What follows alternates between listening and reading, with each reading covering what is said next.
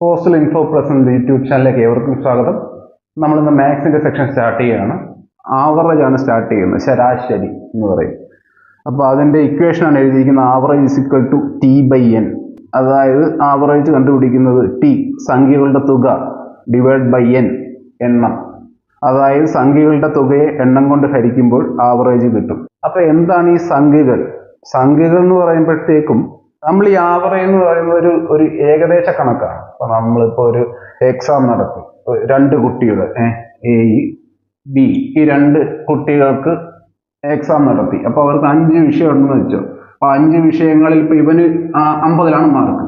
ആദ്യത്തെ വിഷയത്തിന് 30, പിന്നെ 35, 40, 45, ഒന്നിന് 50 കിട്ടി വെച്ചോ. ഇവന് ഒരു 20, 25, 30, 15, ഒന്നും കിട്ടിയില്ല. അപ്പോൾ എ എന്ന് പറയുന്ന ആൾക്ക് 5 പരീക്ഷകൾ കിട്ടിയ മാർക്കാണിത്. ബി എന്ന് പറയുന്ന ആൾക്ക് ഇത് സെയിം 5 പരീക്ഷകൾ കിട്ടിയ മാർക്കാണിത്. അപ്പൊ എ എന്ന് പറയുന്ന ഒരാളുടെ 5 വിഷയത്തിന്റെ മാർക്കുകളുടെ ശരാശരിയാണ് ഇത് കണ്ടുപിടിച്ചിരിക്കുന്നത്. എങ്ങനെ കണ്ടുപിടിക്കും? തുക 30ന്റെ കൂടെ 35 കൂട്ടി, 40 കൂട്ടി, 45 കൂട്ടി, 50 കൂട്ടി, ഇതിന്റെ തുകയാണ് 200 കിട്ടിയിരിക്കുന്നത്. ഒരുപാട് കണക്ക് ചെയ്യാനുണ്ട്. ഇതെല്ലാം കൊണ്ട് എഴുതി സമയം കളയണ്ടെന്ന് വെച്ചിട്ടാണ് ഞാൻ പെട്ടെന്ന് ചെയ്യുന്നത്. ഇതിങ്ങനെ നിങ്ങൾ കൂട്ടി നോക്കുക. കൂട്ടുമ്പോൾ 200 കിട്ടും. ഡിവൈഡ് ബൈ എണ്ണം. എത്ര എണ്ണം? നമ്പർ ഓഫ് ഒബ്സർവേഷൻ്റെ എണ്ണം. എത്ര പരീക്ഷയുള്ളത്? 1 ഒബ്സർവേഷൻ, 2 ഒബ്സർവേഷൻ, 3 ഒബ്സർവേഷൻ, 4, 5. അപ്പോൾ 5 താഴെ വരും. 200 ബൈ 5. അപ്പം ഇസ്കൂട്ട് 40 ഇവന്റെ ആവറേജ്, ആ പരീക്ഷകളുടെ മാർക്കുകളുടെ. അവൻ ബിയിലേക്ക് വന്നാലോ, അവന് മാർക്ക് കുറവാണ്. ഓക്കെ, ഇവനെ അപേക്ഷിച്ച് ഇവന് ഇച്ചിരി മാർക്ക് കുറവാണ്. അപ്പൊ അവന്റെ 20 + 25 + 30 + 15 + 0, എന്നിട്ട് അതിനെ 5 കൊണ്ട് ഡിവൈഡ് ചെയ്യുമ്പോഴത്തേക്കും 18 കിട്ടും. അപ്പൊ എ എന്ന് പറയുന്ന കുട്ടിയുടെ മാർക്കുകളുടെ ആവറേജ് 40ഉം ബി എന്ന് പറയുന്നതിന്റെ മാർക്കുകളുടെ ആവറേജ് 18ഉമാണ്. നമുക്കല്ലാതെ അറിയാം. ഈ മാർക്കുകളൊന്നും നോക്കിയേ.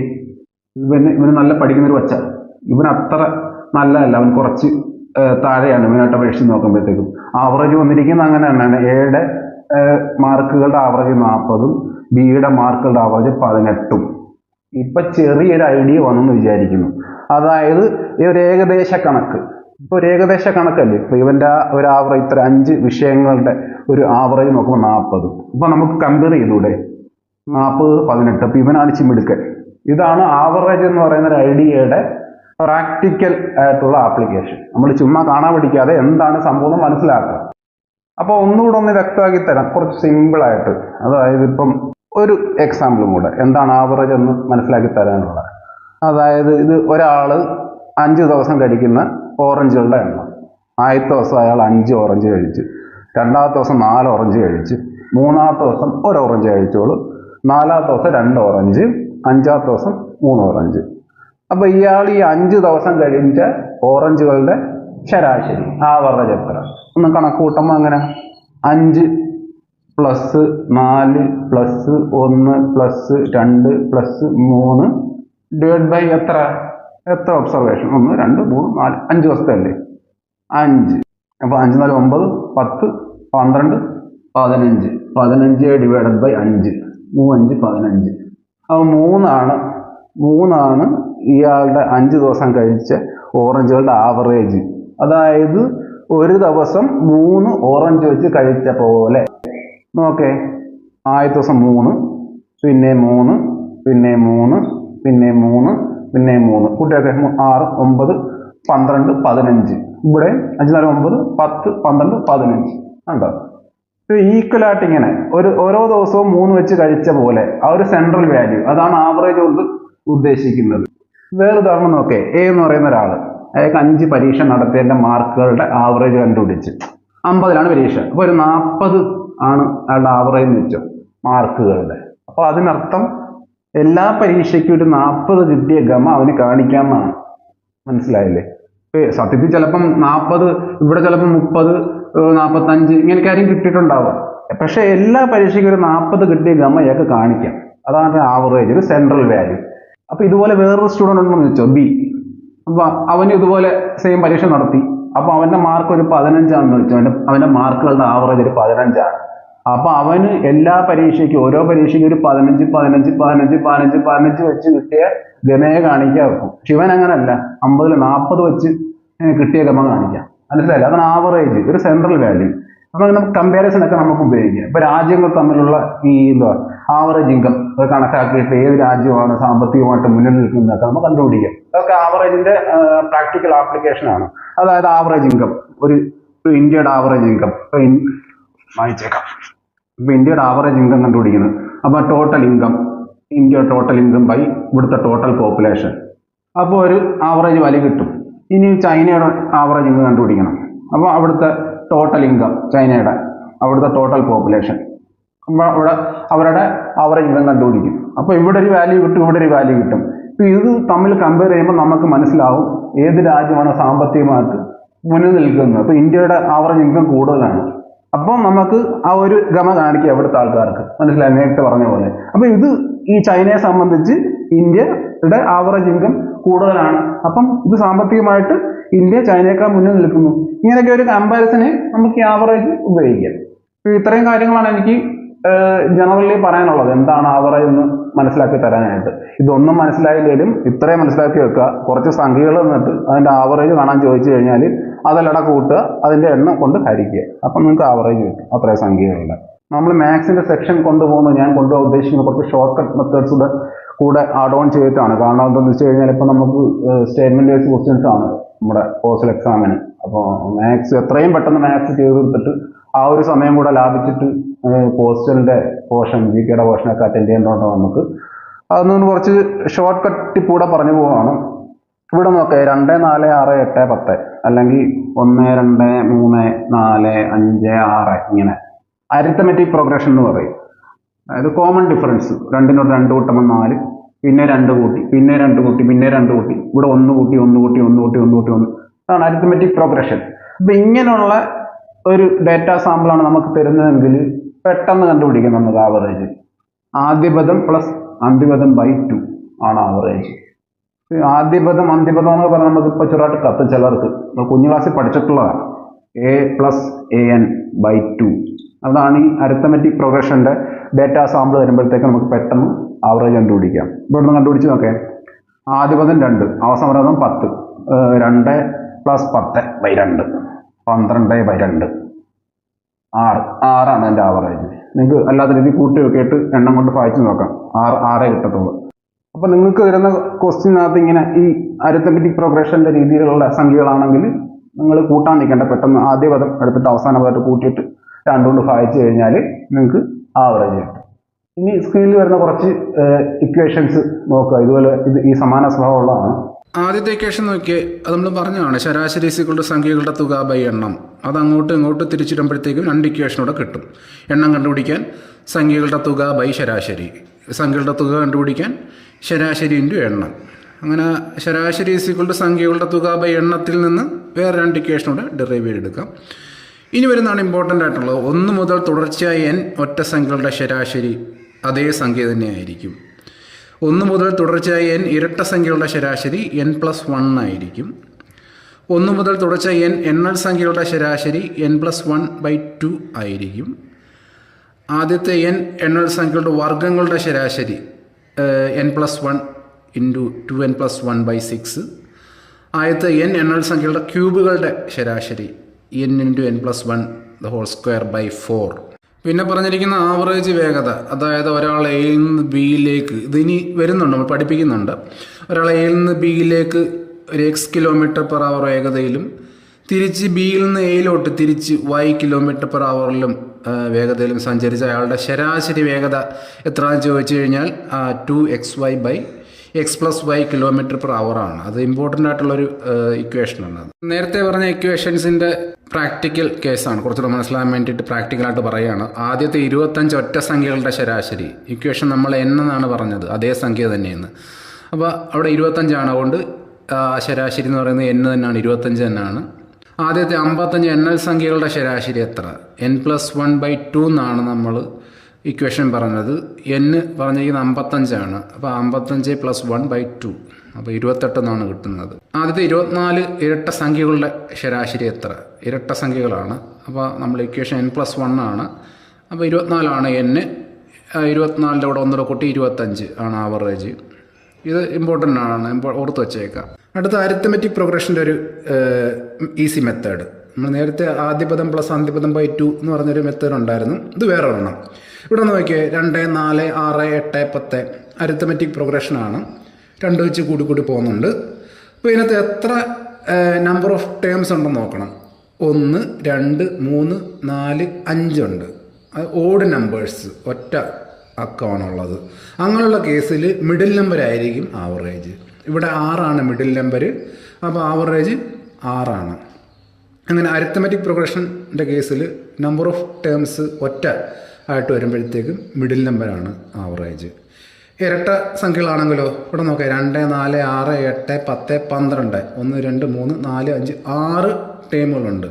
ഇരട്ട നമ്പർ ഓഫ് ടേംസ് വരുമ്പോഴത്തേക്കും ആവറേജ് എന്ന് പറയുന്നത് അതിൻ്റെ മിഡിൽ ആയിട്ടുള്ള 2 നമ്പേഴ്സിൻ്റെ തുക, എന്നിട്ട് അതിനെ 2 കൊണ്ട് ഭാഗിക്കുക. ഇവിടെ 6ഉം 8ഉം കൂടെ കൂട്ടിയിട്ട് 2 കൊണ്ട് ഹരിക്കുമ്പോഴത്തേക്കും അതിൻ്റെ ആവറേജ് ആയിട്ടുള്ള 7 കിട്ടും. അടുത്തൊരു കണക്ക് നോക്കേ.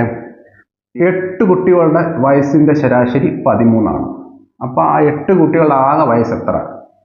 അപ്പോൾ ഇവിടെ ആവറേജ് ഇക്വേഷൻ ആവറേജ് T/n ആണ്, ടോട്ടൽ തുക ബൈ എണ്ണം. അപ്പോൾ ഇതിനകത്ത് 8 കുട്ടികൾ, അപ്പോൾ എണ്ണം n തന്നിട്ടുണ്ട്. ആവറേജ് ഏജ് 13, ആവറേജ് തന്നിട്ടുണ്ട്. ആകെ വയസ്സ് ഈ ടോട്ടൽ കണ്ടുപിടിക്കാനാണ് ചോദിക്കുന്നത്. അപ്പോൾ ഇപ്പോൾ ഡയറക്റ്റ് ആവറേജ് ഇക്വേഷൻ T/n ആണ്. പക്ഷേ ഇത് അങ്ങോട്ടും ഇങ്ങോട്ടും ഇപ്പോൾ ഇത് തന്നിട്ട് ഇത് തന്നിട്ട് ഇത് ചോദിക്കാം, ഇത് n കാണാൻ ചോദിക്കാം. അപ്പോൾ ഈ ടോട്ടൽ കാണാൻ ചോദിക്കാം, ഇത് തന്നിട്ട് ടോട്ടൽ കാണാൻ ചോദിക്കാം. അപ്പോൾ അങ്ങോട്ടും ഇങ്ങോട്ടും ഈ ഇക്വേഷൻ അങ്ങോട്ട് കൊണ്ടുപോയാൽ മതി.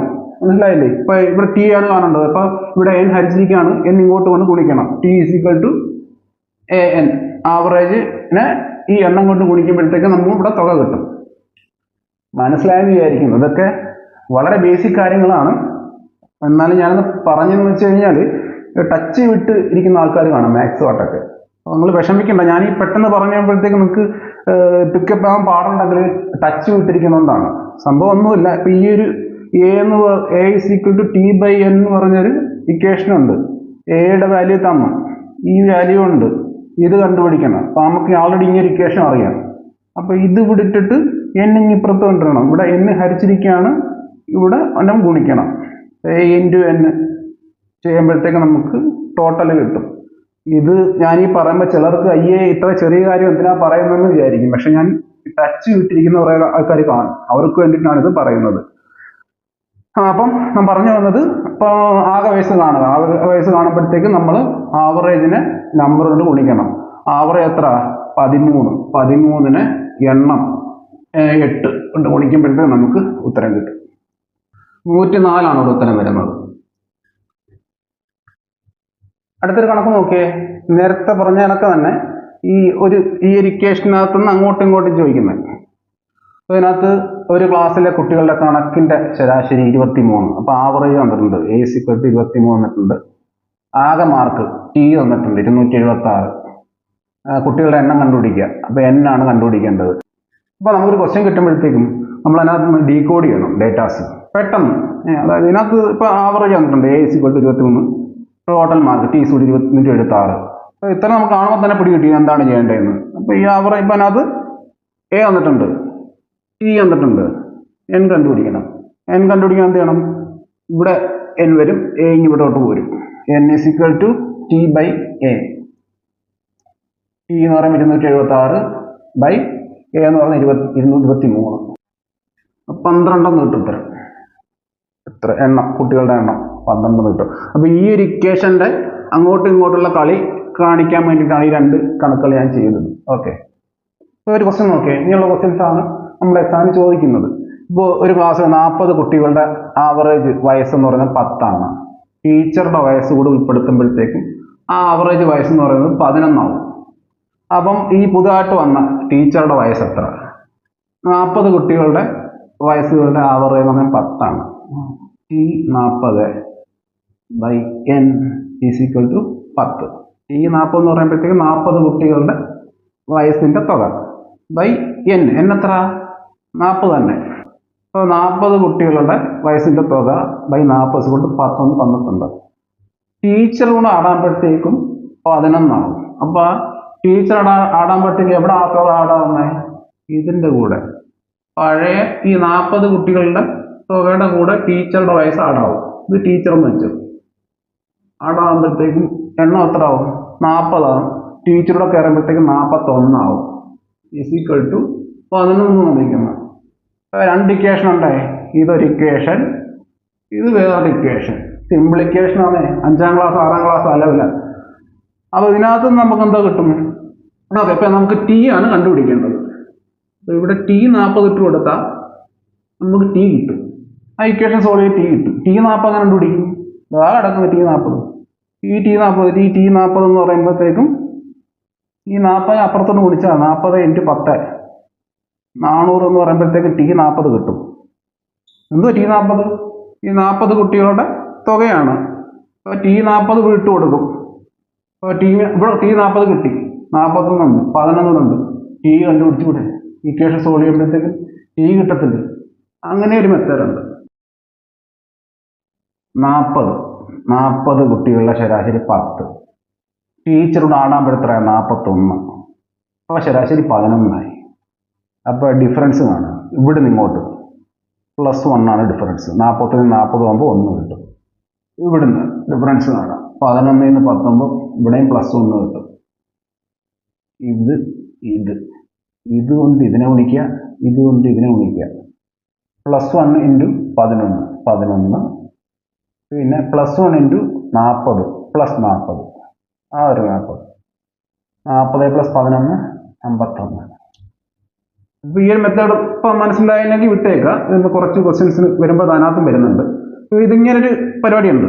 ഓക്കെ, 2 സംഖ്യകളുടെ ആവറേജ് 45 വേറൊരു സംഖ്യയുടെ കൂടെ ചേരുമ്പോഴത്തേക്കും 46 മാറും ആവറേജ്. ആ പുതുതായിട്ട് വന്ന സംഖ്യ ഇത് ന്യൂ എൻട്രി അതാണ് കാണേണ്ടത്. നേരത്തെ പറഞ്ഞൊരു കണക്കിൻ്റെ അതേ ടൈപ്പാണ് ഇത്. ഈ ടീയുടെ വെച്ച് ചെയ്യുമ്പോൾ എങ്ങനെയായിരിക്കും? എൻ്റെ ഉദ്ദേശം എന്ന് പറയുന്നത് ഓരോ കണക്കും മനസ്സിലാക്കി തരിക എന്നുള്ളതാണ്, അല്ലാതെ കൊട്ടക്കണക്കിന് ചെയ്ത് മറിക്കുക എന്നുള്ളതല്ല. ഞാൻ കുറച്ച് കണക്കുകൾ ചെയ്യുന്നുണ്ട്, എന്നാലും മാക്സിമം മനസ്സിലാക്കി പോകുക എന്നുള്ളതാണ്. അപ്പോൾ ഇത് ടി വെച്ച് ചെയ്യുമ്പം എങ്ങനെ? 2 സംഖ്യകളുടെ തുക /2 ഇവിടെ 45 വന്നിട്ടുണ്ട്. 2 സംഖ്യകളുടെ തുക, അതായത് T2 2 സംഖ്യകളുടെ തുക ബൈ എണ്ണം, 2 എണ്ണത്തിൻ്റെ ആവറേജ് 45 തന്നിട്ടുണ്ട്. ഒന്നുകൂടെ ആടാകുമ്പോഴത്തേക്കും 46.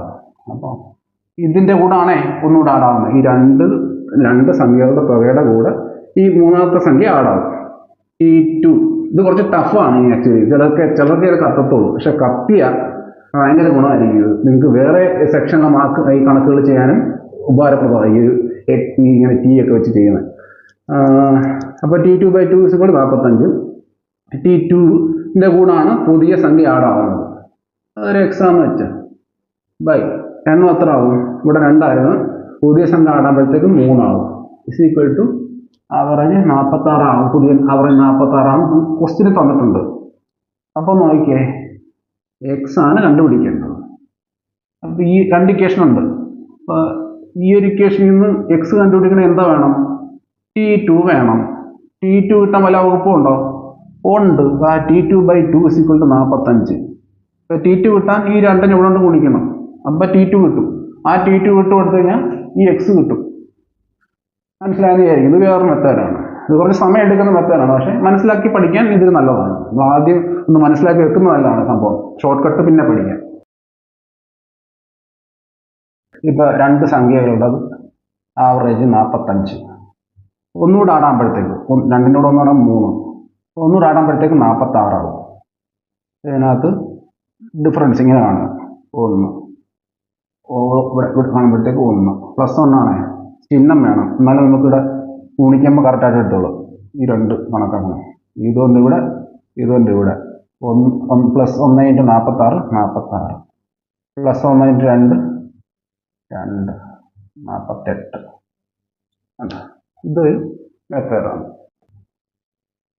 ഓക്കെ, 24 കുട്ടികളുടെ പ്ലസ് അവരുടെ അധ്യാപകൻ്റെ വയസ്സിൻ്റെ ആവറേജ് എന്ന് പറയുന്നത് 15 ഇതിനകത്തുനിന്ന് ആ ടീച്ചറുടെ വയസ്സ് അങ്ങ് ഒഴിവാക്കിയ, നേരത്തെ വന്നു കയറുമായിരുന്നു, ടീച്ചർ വയസ്സങ്ങ് ഒഴിവാക്കിയ ആവറേജ് 14 ആവും. അങ്ങനെയാണെങ്കിൽ ടീച്ചറുടെ വയസ്സ് എത്ര? നേരത്തെ ടീച്ചറുടെ വയസ്സ് ആടാവുമായിരുന്നു. ഇവിടെ ടീച്ചറുടെ വയസ്സങ്ങ് ഒഴിവാക്കി കളഞ്ഞാൽ ടീച്ചറുടെ ഏജ് എത്ര എന്നുള്ളൊരു കണക്കാണ്. അപ്പോൾ ഇതിനകത്ത് നമ്മൾ ടി വെച്ച് ചെയ്യുന്നത് തന്ന ഡേറ്റ, തന്നിരിക്കുന്ന ഡേറ്റ ഡീകോഡ് ചെയ്യുന്നു. T25/25 25, അതായത് കുട്ടികൾ +1, 24 കുട്ടികളും അധ്യാപകരും. അപ്പോൾ തുക 25 പേരുടെ വയസ്സുകളുടെ തുക T25 എണ്ണം 25 അല്ലേ, 24 കുട്ടികളുണ്ട്, ഒരു അധ്യാപകനുണ്ട്, 25 = 15 തന്നിട്ടുണ്ട്, ക്വസ്റ്റ്യൻ തന്നിട്ടുണ്ട്. പിന്നെ നമുക്ക് എന്താ കണ്ടുപിടിക്കണ്ടേ? ഈ ഒരു തുകയിൽ നിന്നാണ് അധ്യാപകൻ ഇറങ്ങി പോകുന്നത്. ഈ T25 നിന്ന് അധ്യാപകൻ്റെ ആ ഒരു വയസ്സ് കുറയ്ക്കും. ഡിവൈഡ് ബൈ എണ്ണം എത്ര ആവും? 25 ആയിരുന്നു പണ്ട്, അധ്യാപകൻ പോയപ്പോൾ 24 ആയി. = ആ ആവറേജ് എത്ര തന്നിട്ടുണ്ട്? 14 തന്നിട്ടുണ്ട്. ഇപ്പോഴേ ഇത് കാണുമ്പോഴേ കാര്യം മനസ്സിലായവർക്ക് പിടികിട്ടി, നമുക്ക് ഉത്തരമായി. ഈ T25 അങ്ങനെ ഇട്ട് കൊടുത്താൽ എക്സ് കിട്ടിയില്ലേ? T25 എങ്ങനെ കിട്ടും? അവിടെ കിട്ടും. ഈ 25 അങ്ങോട്ട് പോകുമ്പോഴത്തേക്കും T25 കിട്ടും. ആണെങ്കിൽ ഇവിടെ കൊടുക്കുമ്പോഴത്തേക്കും ടീച്ചറുടെ വയസ്സായി. T25 375 ഇതങ്ങോട്ട് മുടിക്കുമ്പോഴത്തേക്കും അത് ഇവിടെ ഇട്ട് കൊടുക്കുക. അങ്ങനെ ഉത്തരവെന്ന് പറയുന്നത് 39 കിട്ടും.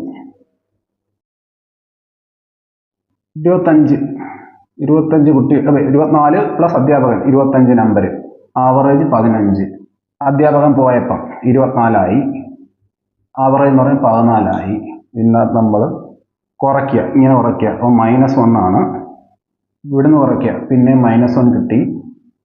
ഇത് കൺസിഡർ ചെയ്യുക. ഇതുകൊണ്ട് ഇതിന് -14 ചിഹ്നം വളരെ പ്രധാനമാണ്. പിന്നെ വരുന്നത് -1 × 25 -25 -14 -25 കൂട്ടുക 9 3 -39. അപ്പോൾ ഈ ചിഹ്നം അങ്ങ് നെഗ്ലക്റ്റ് ചെയ്യുക. നെഗ്ലക്റ്റ് ചെയ്യുമ്പോഴത്തേക്കും നമുക്ക് ഉത്തരം കിട്ടി 39. ഇങ്ങനെ ചെയ്യും. അപ്പോൾ ഇന്നത്തേക്ക് ഈ ഒരു സെക്ഷൻ ഇവിടെ വെച്ച് നിർത്തുകയാണ്. ഇനിയും കുറച്ചുകൂടെ കണക്കുകൾ ചെയ്യാനുണ്ട്, ഒരുപാട് കണക്കുകൾ ഇനിയും ചെയ്യാനുണ്ട്. ഇതൊരു ബേസിക് ടൈപ്പ്, ഒരു ആദ്യത്തെ സ്റ്റെപ്പ് എന്ന രീതിയിൽ. ഓക്കെ, എല്ലാവർക്കും നന്ദി.